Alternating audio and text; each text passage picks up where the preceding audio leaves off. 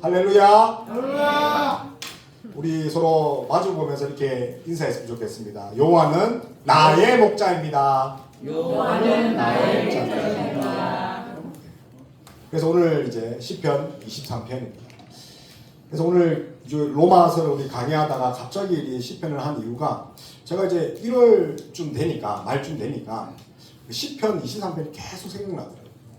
그래서 제가 이제 랩을 좋아하잖아요. 그래서 예전에 주일학교 때 이거를 이제 비트에다가 실어서 이렇게 중고등부 때 딱 특송을 하니까요. 애들이 길을 다 막더라고요. 왜냐면 이제 그 옛날에 했던 그 옛날 오래전 그런 그 비트지 않느냐. 그래서 이제 뜯어 고쳐가지고 이제 새로 만들면서 요즘에는 이제 제가 이제 AI가 있으니까 가사를 이제 설교를 쓰고 그리고 또 성경 연구를 하잖아요. 성경 연구를 한 거를 이제 가사로 바꿔서 이제 노래를 만들어서 이렇게 듣고 다녀요. 그게 이제 복습이에요. 그래서 한 800곡 가까이를 이제 만들거든요. 하루에 계속 만들었으니까. 그래서 그걸 듣는 거예요. 들으면서 아모스가 이렇게 했구나. 호세아가 이렇게 제가 한 강의를 이렇게 가사를 만들어 계속 듣고 있는 거죠. 복습을 하면서. 그래서 참 감사하더라고요. 그래서 오늘 23편 한 이유는 1월 말부터 23편이 계속 나오더라고요. 그래서 제가 이게 영적이지 못하는데 하나님이 이런 말씀을 주실 때마다 뭔가 좋은 일을 주시지 않을까 그런 생각이 들더라고요. 그래서 오늘 23편으로 요와 로이라는 제목으로 하나님 말씀 나눌 때 하나님 뜻을 깨닫고 그 뜻대로 살아가는 저와 여러분 다 됐으면 좋겠습니다. 그래서 이제 제가 이제 어렸을 때 그림을 참 잘 그렸거든요. 그래서 이제 그림 대회도 잘 나갔어요. 이제 국민학교 가면 이제 상도 타고 중학교 때는 이제 특별 활동 이런 게 있었잖아요. 제가 그림 학원은 다닌 적이 없어요. 다닌 적이 없고 이제 출판 학원 이런 속기 이런 거 다녔거든요. 근데 이제 그 특별 활동하면서 처음으로 선생님한테 그림을 배웠어요. 그래서 6개월 만에 이제 대회 나가서 이제 참가상, 장려상을 받았어요. 그래서 그림을 잘 그려서 참 제가 이제 재질이 있구나, 자질이 있구나 이렇게 했는데 집에서는 이제 그림을 싫어하시고 공부를 해야 된다. 공부도 못하는데 공부를 해야 된다. 그래서 이제 그림도 좋고 했는데 그 이제 달란트가 우리 자녀들한테 가는 것 같아요. 우리 자녀들은 이제 그림을 이제 뭐 정식으로 배우지는 않았지만 그래도 이제 상도 받고 그러길래 이제 저는 이제 그런 이제 상처가 있으니까 학원을 보내야 되겠다. 그래서 학원 막 보내니까 상도 다 오더라고요. 그래서 참 감사하고. 그래서 이제 그림하면 생각나는 나라가 있잖아요. 어디입니까? 그림하면 생각나는 나라? 일본 또 예술. 그림하면 예술인데 프랑스죠. 이탈리아도 있지만 프랑스. 그래서 프랑스 이제 그 19세기 그 화가 중에 이제 반 고흐와 더불어서 폴 고갱이라는 그런 화가가 있습니다. 폴 고갱. 그래서 우리가 이제 고흐는 잘 압니다. 그래서 고갱을 보면 이 고갱이 좀 합폭이 좀 달라요. 합폭이 다른데 이 고갱을 보면 자기의 이제 어렸을 때 상처가 있었다고 해요. 아버지 일찍 여의시고 그래서 어머니 쪽 페루에 가게 됩니다. 페루에 그것도 외딴섬 타히티라는 섬에 갑니다. 그런데 이제 19세기는 어떤 시대예요?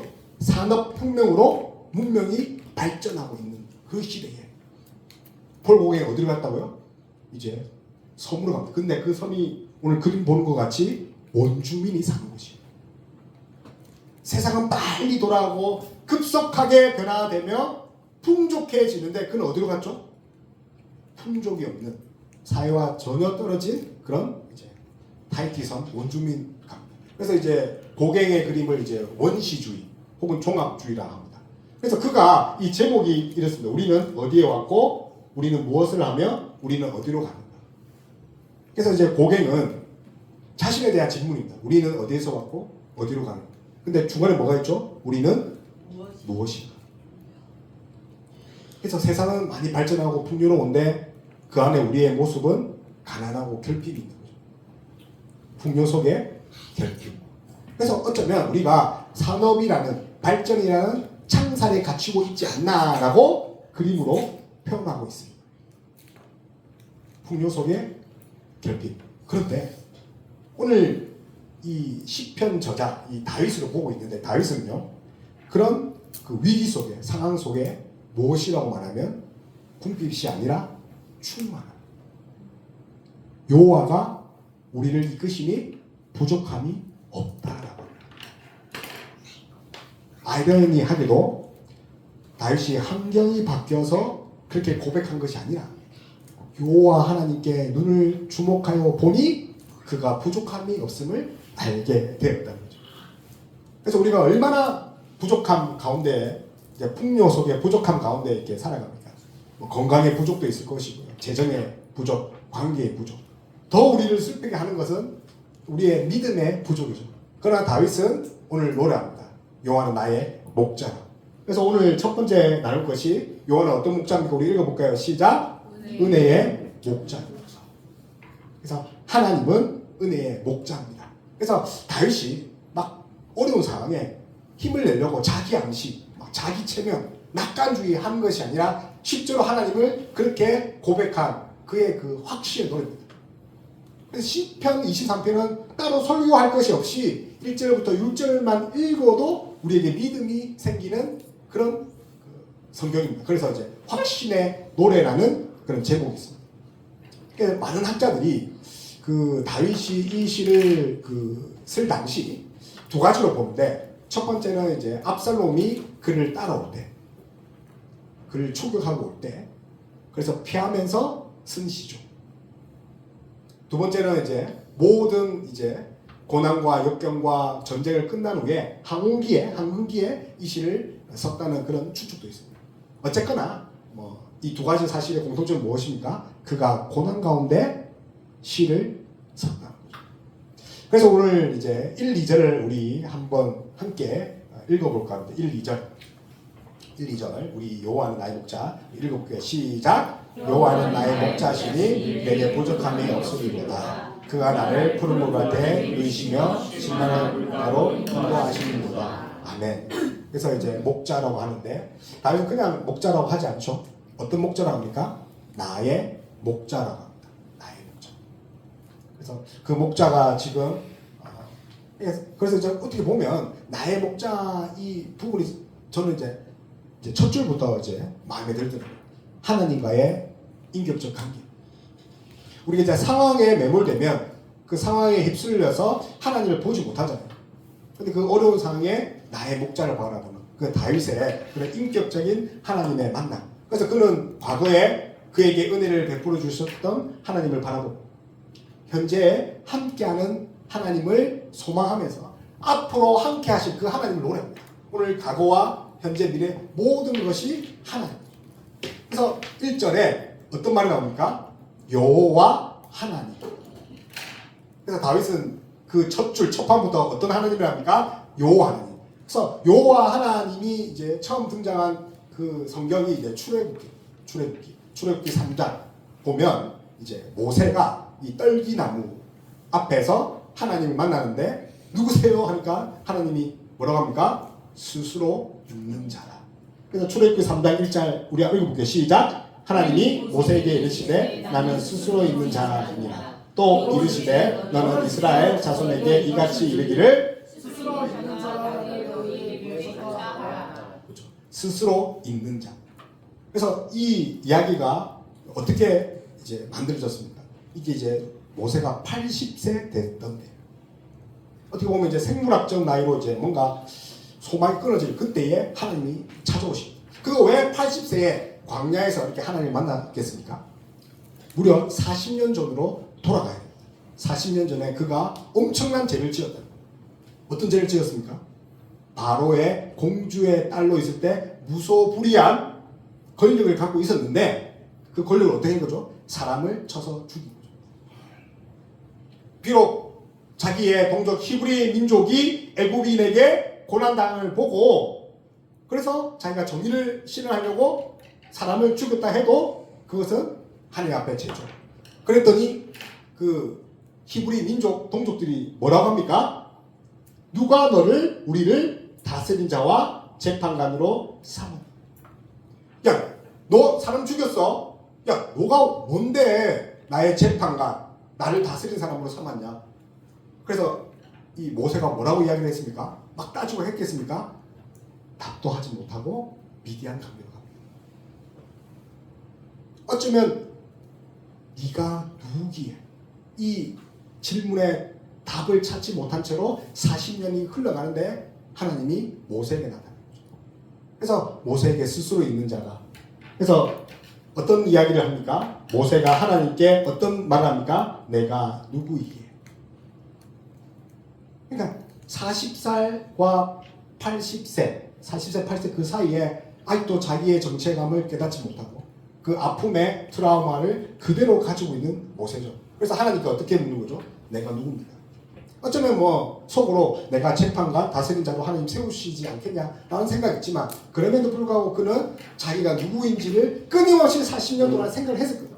그래서 하나님께 묻는 첫 질문이 내가 누구이기에. 그런데 하나님이 어떤 이야기를 합니까? 모세야, 너가 이제 나의 재판관 다스린 자를 세우겠다. 그렇게 이야기를 합니까? 그렇지 않습니다. 어떻게 합니까? 모세의 정체감을 이야기하지 않고 하나님이 누구신가? 여호와 하나님 스스로 있는 자라고 밝히면서 그 40년 묵은 그의 상처를 오르맞춰 주십니다. 그래서 그는 그 스스로 있는 하나님 앞에 이제 모든 것을 내려놓고 어디로 가는 거죠? 이제 풀무불, 이제 애국으로 들어가서 그들을 이제 인도합니다.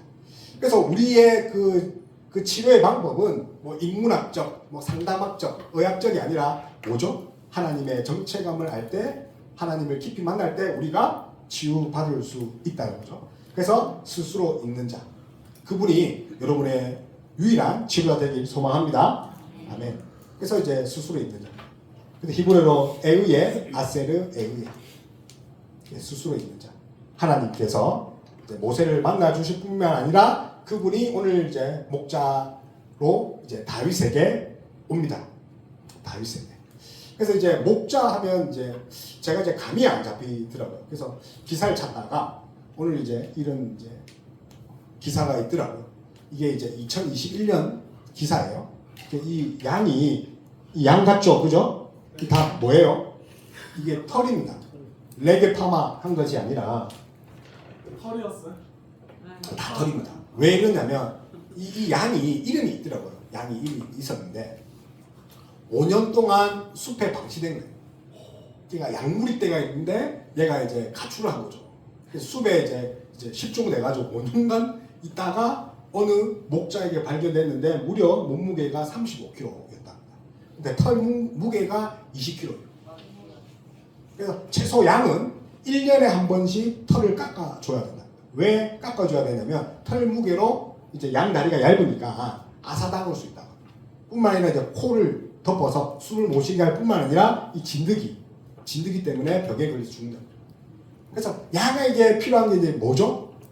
목자죠. 양이 이제 뭐 발톱이 있고 이빨이 있고 막 엄청 빠릅니까? 그렇지 않죠. 눈도 안 보여가지고. 그래서 이제 막 주인을 받고 그러잖아요. 그래서 다윗은 목동 출신이기 때문에 누구보다 잘 아는 거죠. 그가 왕이지만 모든 권력을 가졌지만 자기를 뭘로 본 겁니까? 가련한 양으로 본 거죠.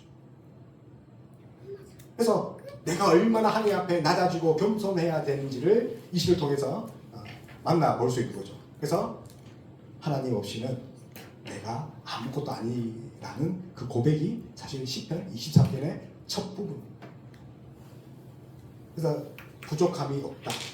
사실 이제 이게 이제 히브리어 보니까 부족하다 이 단어에 부족을 붙였더라고요. 부족하다. 그래서 팔레스타인 지역에 제일 부족한 게 뭐죠? 물이죠. 그런데 그 광야에서는 뭐가 부족하지 않다라고 합니까? 물이 부족하지 않다. 그래서 이 부족하다는 이 단어를 통해서 이 부족하다의 반대를 하면서 이제 강조하면서 결국은 하나님이 모든 것을 공급하시고 생사화복과 모든 흥망성쇠의 그 주인이시다. 그래서 창조주 하나님의 사전에는 어떤 단어가 없습니까? 결핍, 부족이 없다는 거죠. 그래서 하나님을 바라보고 하나님을 의지하는 자에게는 하나님이 채우심을 있음을 강력하게 믿는 게 바울의 고백이죠. 그래서 눈을 들어 산을 보는 여호와의 도움을 바라보는 그런 다윗의 모습을 볼 수 있습니다. 그래서 부족함이 없다.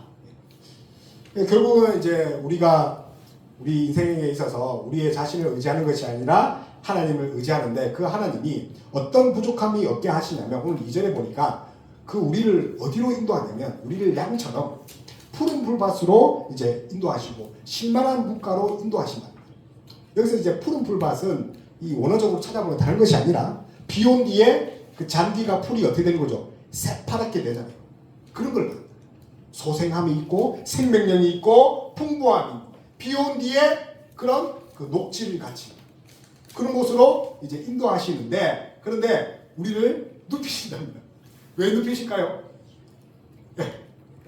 양이 배가 부르니까 푸른 풀밭에 풀을 먹고 어떻게 하는 거죠? 이제 누워 있는 거죠. 천하태평이죠. 하나님이 보호하시는 거죠. 하나님의 진정한 그런 샬롬이 하나님 우리에게 주시는. 게다가 물가로 인도한다고 합니다. 그래서 이 양의 속성을 보니까 우리 양 앞에 봤지만 좀 우둔하게 생겼잖아요. 양은요 겁쟁이라서 조금이라도 그 물가의 그 파도라 할까요? 물결이 세면 물을 먹지 않는다. 잔잔해야지. 그럼 목자는 그냥 물가를 찾는 것이 아니라 우리 양떼의 특성에 맞게끔 잔잔한 물가를 찾아내는 거죠. 설사 이제 물이지만 좀 차근차근거리면 이제 안 한다는 거죠. 왜냐하면 그 안에 뭐가 있는 거죠? 무서운 동물이 있기 때문에. 무슨 말입니까? 하나님 우리를 옥이야 금이야 대우하고 계시는 거죠. 지금 우리가 고난 가운데 있고 힘들 가운데 있고 결핍에 막 쌓이는 것이 보이지만 그렇지 않다. 하나님은 우리를 누이시고 물가로 인도하십니다. 아멘. 그래서 예수님도 이렇게 이야기합니다. 우리 요한복음 6장 3절 우리 읽어보겠습니다. 시작. 예수께서 이 시대에 선생님의 떡이니 내게 오는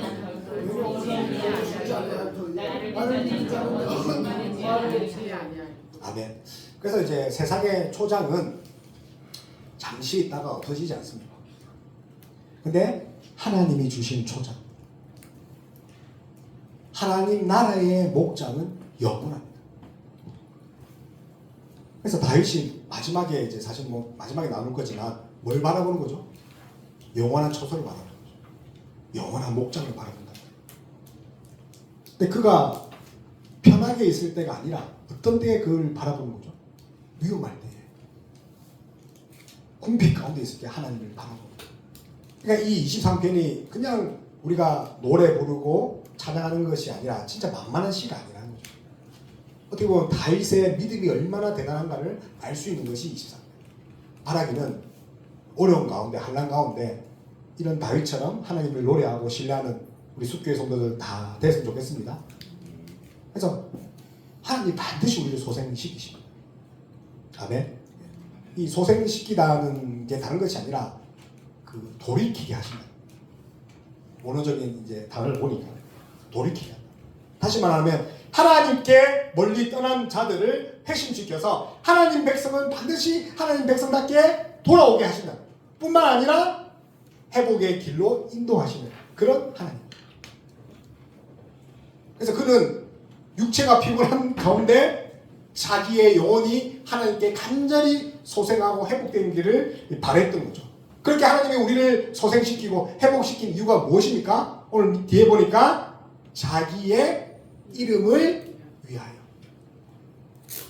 그래서 우리의 공로로 우리가 회복하는 것이 아니라 하나님의 그 명예가 달렸다는 거예요. 우리가 회복되는 것입니다. 그래서 제가 이제 이번 달에 이제 소선지서를 계속 이제 훑어보고 이제 연구하고 강의 올리고 하고 있거든요. 소선지서의 주제 중에 하나가 뭐냐면 하나님의 백성이 있는 곳에 복이 있다는 거죠. 그런데 세상은, 이방은, 열방은 하나님 백성을 위협합니다. 그래서 고난을 받는 거죠. 그러면 세상이 악한 이유가 뭐 때문에 그러냐면 하나님의 백성이 바로 서지 않아요. 마찬가지로 하나님이 우리를 어떻게 하는 거죠? 하나님의 그 명예와 이름이 달려있기에 우리를 어떻게 하신 거죠? 우리를 회복시키고 소생한다는 거죠. 바라기는 우리의 힘과 능으로 물론 이제 노력하고 우리가 맡을 부분도 있지만 그런데 근본적으로 하나님이 우리를 통해서 복을 주시길 원한다는 거죠. 그래서 우리의 자녀나 또 우리가 들어가는 공동체가 복 있는 공동체죠. 반면에 우리가 잘못을 하면 그것이 어떻게 되죠? 우리를 통해서 재앙이 되는 거죠. 그래서 하나님의 이름을 위해서 또 의의 길로 인도하신다는 것. 그래서 결국은 하나님은 우리의 어떠함이 아니라 우리가 잘 살고 우리가 못 살고가 아니라 하나님의 그 선한 뜻에 의해서 우리를 이끄신다는 거 기억하는 저와 여러분 다 됐으면 좋겠습니다. 그래서 그런 하나님이 이제 1절에 3절에서 그런 목자 되시고 인도하고 또 우리를 소생시키는 그런 하나님인데 또 4절부터는 또 약간 분위기가 좀 바뀝니다. 바뀌고 또 주어의 표현도 또 바뀝니다. 왜 바뀌냐면 이게 고난이라는 게 이제 직접적으로 이제 있거든요. 이게 음침한 골짜기가 나오죠. 이게 사실 그냥 음침한 골짜기가 아니라 목숨이 위험한 그런 상태를 말하는 그런 그 히브리 단어거든요. 그래서 이제 4절부터 읽을 건데 그래서 이제 다윗이 어떻게 하냐면 이제 여호와는 그는 이렇게 3인칭으로 이야기를 하죠. 근데 사망의 음침한 골짜기에 맞닥뜨릴 때 이제 다윗이 뭐라고 하냐면 하나님은 이제 주께서라고 이렇게 바꿉니다. 그러니까 2인칭으로 바꾸는 거죠. 다시 말하면 하나님의 얼굴과 얼굴을 뵙고 대화하듯이 사실 기도로 바뀌는 거죠. 어느 때예요? 고난의 때예요. 음침한 사망의 골짜기를 지날 때에. 그래서 다윗이 기도하는 장면이죠. 소망하는 장면이죠. 우리 4절만 한번 읽어볼게요. 4절 시작. 내가 사망의 음침한 골짜기로 다닐지라도 그를 두려워하지 않을 것을 주께서 나와 함께 하시니라. 주의 지팡이와 막대기가 나를 안위하시나이다. 아멘. 그래서 이제 오늘 이제 사망의 골짜기 직접적인 그 환난 가운데 제 3자 되신 하나님이 아니고 직접 우리의 고난과 함께 해주시는데 그런데 이 다윗의 이 시가 참 이게 어떻게 보면 도전이 되지만 어떻게 보면 참 이게 어려운 시예요. 왜냐하면 하나님이 고난의 부재를 이렇게 요청하지 않습니다. 지금 하나님 이거 없애주세요라고 하지 않습니다. 하나님 질병 없애주세요. 하나님 우리의 재정의 문제 없애주세요라고 말씀하지 않나. 뭐라고 이야기하냐면 함께 해달라. 하나님의 인재가 우선순위로. 그래서 사실 제가 이 묵상을 계속하면서 없애졌으면 좋겠는데 근데 다윗은 그렇지 않고 어떻게 하는 거죠? 하나님이 함께 하는 거죠. 그래서 뭔가 이 시 전체에 보면 이 상황의 변화가 아니라 결국은 어떤 분이 우리를 계속 공급한다는 의미가 계속 있습니다. 공급자. 그분이 이제 여호와 하나님이죠. 그래서 함께 하신다. 특히 이제 오늘 보니까 주의 지팡이와 막대기 있죠. 지팡이와 막대기. 이게 이제 같은 표현인 줄 알았는데 찾아보면 그렇지 않더라고요. 지팡이와 막대기. 막대기는 뭐 이제 때리는 데 사용하잖아요, 사실은. 그래서 이제 이리 때가 오면 이제 방어를 합니다. 지팡이는요. 그 양이 막 이렇게 옆구리를 간지르면 자기가 건질 수 없잖아요. 이게 끌고 주는 지팡이로. 그리고 이제 졸로 이제 새끼로 가면 이렇게 흔들어서 이제 툭툭 치면서. 그러니까 지팡이는 우리를 인도하고 또 막대기 어떻게 하죠? 악한 세력들. 그러니까 하나님께서 우리를 계속해서 지팡이와 막대기로 이끌어 가시는 거죠. 그 어려운 와중에. 그래서 함께 해달라. 그래서 하나님께서 지팡이와 막대기처럼 우리와 함께 해 주십시오. 제가 혹 엇나가면 하나님 제 옆구리를 치셔서 바로가게 하게 해주시고 하나님 저의 그 악한 세력들 사탄 같은 세력들을 하나님 물리쳐 달라고 이렇게 기도하는 거죠. 그래서 지팡이와 막대기 따라서 우리가 어떻게 할 수 있죠? 안전할 수 있죠. 그래서 이제 4절 보면 우리 이제 여기 보면 여기 보면 4절에 보면 여기 보면 여기 지금 요 밑에 좀 해주시고 두 번째 돼지가 이제 영광의 이제 목자인데 그 위에 겁니다. 그거 해주십시오. 영광의 목자인데 그 오늘 이제 주께서 나와 함께 계시기 때문입니다. 이렇게 되어 있죠, 그죠? 주께서 나와 함께 계시기 때문이다.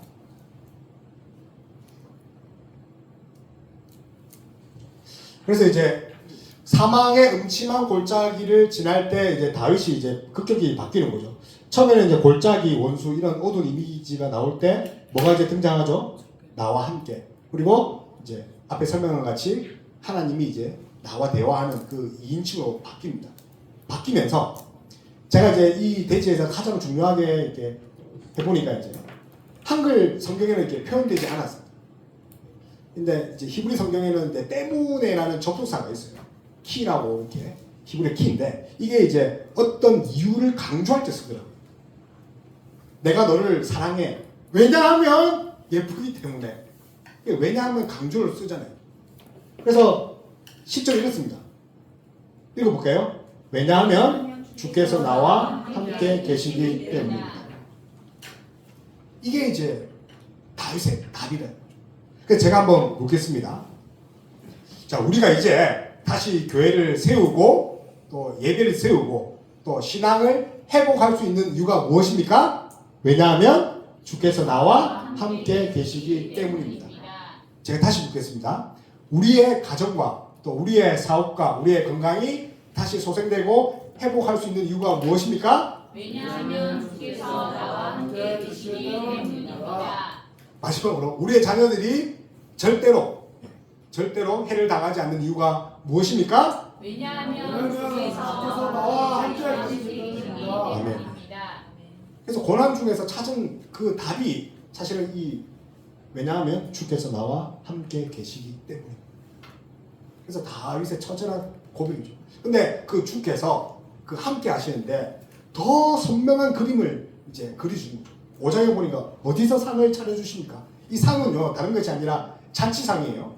밥상의 개념이 아니라 잔치상이란 말이에요. 어디서 상을 차려주십니까? 우리 5절 보니까 원수의 목전에서. 그러니까 그 그림을 찾아보니까요 이렇더라고요. 하나님이 적군 한 가운데 상을 차려주신다고 해요. 좋은 곳에 상을 주시는 것이 아니라 위에는 푸른 풀밭으로 인도하신 분이 그 은혜의 하나님이라면 이 영광의 하나님은 그 영광의 하나님이 어떤 분입니까? 적진 한가운데서 우리가 어떤 자임을 드러내신 분이다. 그러니까 고난이 와도 좌절이 와도 하나님 잡고 가는 이유가 뭡니까? 하나님의 목전입니다. 원수의 목전에서. 그래서 결국 우리의 그 정말 마지막 날의 모습인 것 같아요. 저는 읽었을 때 마지막 날, 저의 신앙의 연수를 다한 날 하나님이 그 세상 가운데서 잘했다, 상을 차려주실 것이다. 그런 마음이 딱 들더라고요. 그래서 믿음은 바라는 것의 실상이에요. 그죠? 보이지 않는 것의 증거지 않습니다. 이 눈에 아무 증거 아니 배워도 오직 믿음만을 가지고 가는 겁니다. 그게 믿음 생활. 사실은 지금 적군 한가운데 하나님이 상을 차려줄 거 상상을 하겠습니까? 그러나 믿음은 바라는 것의 실상이다. 보이지 않는 것의 증거가 아닙니다. 그래서 믿음. 하나님은 오직 믿음만 보십니다. 그래서 올 한 해 정말 믿음으로 승리한 저와 여러분 다 됐으면 좋겠습니다. 그래서 하나님을 경외하는 것이 다른 것이 아니라 하나님을 두려워하고 하나님을 사랑하는 것. 근데 그 하나님의 사랑을 바로할 때 하나님을 경외할 수 있는 거죠. 우리의 어떠함이 아니라 하나님은 원인과 결과적인 분이 아닙니다. 인간응보가 아니라 하나님은 전적으로 우리에게 무조건적인 그런 사랑을 보여줄 뿐만 아니라 불가항력적인 은혜를 우리에게 주시는 겁니다. 우리에 달려있지 않죠. 오늘 보니까 뭐 이렇게 뒤에 보니까 이제 인애와 또 뭐가 있죠? 하나님의 선하심과 인애하지. 이 선하다는 말이 다른 것이 아니라 토부. 하나님은 좋으신 분이다. 그 말이 이제 선하다 이 말이거든요. 토부. 그리고 인애가 이제 헤세드입니다. 토부와 헤세드가 이제 어떻게 합니까? 하나님의 그 오늘 동사가 어떤 단어죠? 그걸 읽어보면 선하심과 인자하심이 나를 그렇죠. 이 따르다는 그냥 하나님 따르다는 게 아니라 원어 뜻을 보면 하나님이 그 사랑과 인애가 맹렬히 추격하다 되어 있습니다. 맹렬히 추격하다. 지금 압살롬이 자기를 죽이려고 하는 군대가 맹렬히 추격하고 있는데 그것을 보지 아니하고 하나님의 선하심과 인자하심이 추격하고 있음을 봤다는 거예요. 무서움보다 뭘 먼저 봤다는 거죠? 하나님의 속성, 선하심과 인자하심을 봤다는 거예요. 그것이 맹렬히 따라온다니까요. 그러니 그런 다윗이 지금 그런 걸 고백하면서 뭘 하는 거죠? 여호와 집에 영원히 살 것이다. 자기 믿음을 끝까지 지키겠다. 사실은 언약의 하나님을 말씀하고요. 언약의 하나님은 우리가 벗어나려 할 때 어떻게 하는 거죠? 집을 나가려 할 때 맹렬히 쫓아오는 거죠. 우리 어머니는 이제 국자 들고 와가지고 이놈의 새끼 하면서 이제 오셨거든요. 우리 아버지는 방망이 들고 막 맹렬히 출격하고 저는 맹렬히 나갔지만 하나님은 우리가 도망갈 때 사랑과 인애로 맹렬히 쫓아온다. 그래서 우리가 하나님을 배반하고 배신해도 모른다 해도 하나님은 우리를 절대로 포기하지 않으시기에 그래서 여호와의 목자다 라고 이제 고백합니다. 그래서 이런 목자와 올 한해 정말 승리하는 우리 숲교회 성도들 다 되었으면 좋겠습니다. 그래서 이제 제가 정리를 해보니까 이게 좀 깨졌네요. 첫째 줄 보니까 이제 하나님은 이제 공급자 하나님, 공급자. 두 번째는 이제 푸른 불밭이나 인도하시고, 세 번째는 회복하시고, 네 번째는 또 뭡니까? 보호자 되시고, 그죠? 그리고 이제 5절에 가니까 원수를 이제 무찌르는 그런 절대자 되시고, 마지막으로 이제 집에 함께 거하잖아요. 동반자 되시고. 그럼 1절부터 6절 그 하나님이 우리 하나님이에요. 그러니 두려워하지 마시고 하나님만 바라보는 저와 여러분 다 되었으면 좋겠습니다. 아멘. 우리 이 시간 말씀을 이제 생각하면서 찬양했으면 좋겠습니다. 우리 나의 선하심. 이 찬양할 때에 하나님 그 선한 하나심이 주님의 선하심이 우리 인생을 이끌어 주시옵소서. 요한복음 10장 11절에 나는 선한 목자라. 히브리서 13장 20절에 양들의 큰 목자라고 있습니다. 예수 그리스도 우리의 선한 목자요 큰 목자 되십니다. 예수는 우리 인생을 이끌어 주실 그런 것을 기대하며 우리 다시 찬양하겠습니다. 주님의 선하심. 사랑해요